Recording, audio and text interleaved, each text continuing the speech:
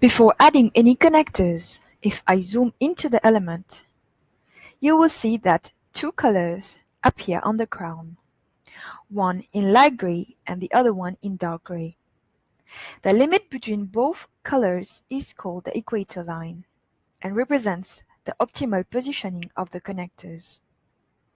You will see that the element is automatically attached inside the disk right now with the connectors.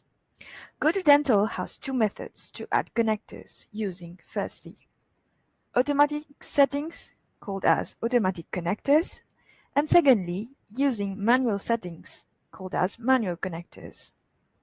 In this tutorial we're going to make use of automatic connectors, so click on automatic connectors. In this mode, GO2Dental automatically positions the connectors on the element. Here you can define the number of connectors by increasing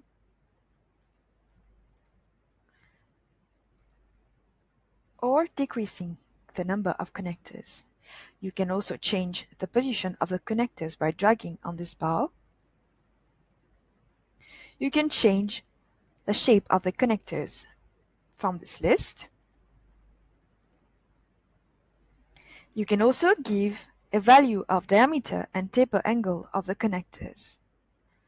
Once you've checked all the details of the connectors, you can click on the Validate button here.